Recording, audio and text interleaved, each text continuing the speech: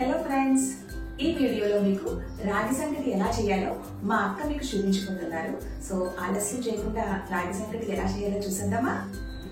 Hi అక్క. Hi Lakshmi.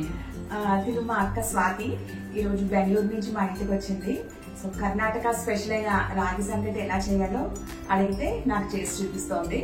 So మీరు కూడా చూసి నేర్చుకోండి. చిన్న పిల్లలకి కొంచెం ఉప్పు నెయ్యి వేసి బాగా మెత్తగా కలిపి అలాగే తినిపిస్తే కూడా వాళ్ళకి చాలా స్ట్రెంగ్త్ బాగుంటుంది. ఈ కప్తో పిండి తీసుకుంటాం కాబట్టి ఈ కప్తోనే 3 కప్స్ వాటర్.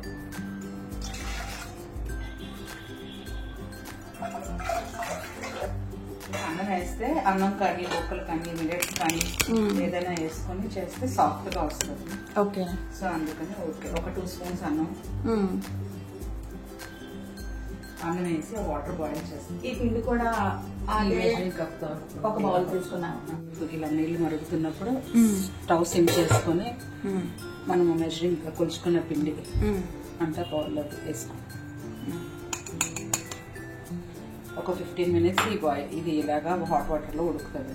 అది కలపక్కర్లేదు. కలపక్కర్లేదు, ఇది కలపక్కర్లేదు. ఓ ఓకే.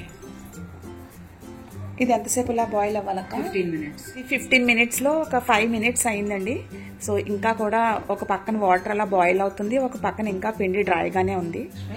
ఇక 15 మినిట్స్ అయ్యాక పిండి ఇలా ఉంది కదా, అప్పుడు నీకు ఇలా రౌండ్ గా ఉన్నది ఏదైనా తీసుకుని, నేను ఇప్పుడు కవ్వం తీసుకున్నాను, కవ్వం రివర్స్ చేసి తీసుకున్నాను, తడి చేసుకుని ఇది ఒక్కసారి ఇలా పిండి అంతా ఇలా కలుపుకుంటూ.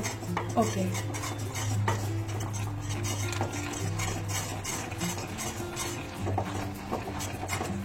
ఇప్పుడు ఇలా కలిపితే ఉండలు లేకుండా బాగా లేకుండా వచ్చేస్తుంది. ఇప్పుడు ఇంకా స్టవ్ ఆఫ్ చేసేసుకోవచ్చు. ఓకే,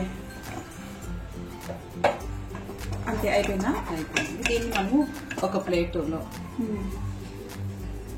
ఇలా ఒక ప్లేట్ తడి చేసుకుని కొంచెం నీళ్ళు వేసి తడి చేసుకుని, నేను ఒక 3 చేయడానికి అన్నట్టుగా చేశాను. సో ఒక 3 సంగటి చేయడానికి అన్నట్టుగా చేశాను నేను. సో ఇది ఒక్కసారి కొంచెం చల్లగా అయ్యాక మామూలు రౌండ్ గా చేసుకోవాలి. మనం చెయ్యి తడి చేసుకొని దీన్ని ఇలా కొంచెం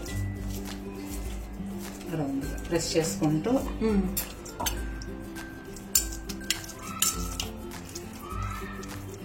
సాఫ్ట్ గా మనం ఉండ చేసుకోవాలి. ఇలా ఇక్కడ గీతలు రాకుండా ఇది లేకుండా సాఫ్ట్ గా చేసుకోవాలి.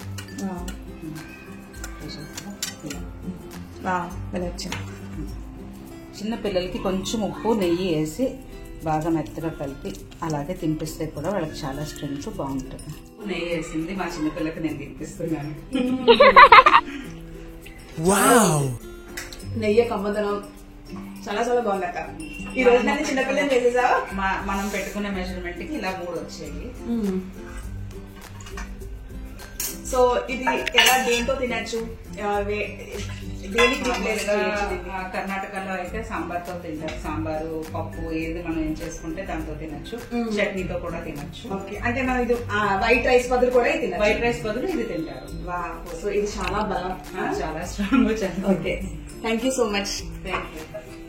చాలా బాగా చేసావు. టేస్ట్ కూడా అయితే చాలా బాగుంది. ఈ రోజు మీ దగ్గర నుంచి రాగి సంగటి ఎలా చేయాలో నేర్చుకున్నాను. సో ఫ్రెండ్స్, మీరు కూడా నేర్చుకున్నారు కదా, ఈసారి మీరు కూడా ట్రై చేయండి. Thank you. థ్యాంక్ యూ అక్క. Thank you.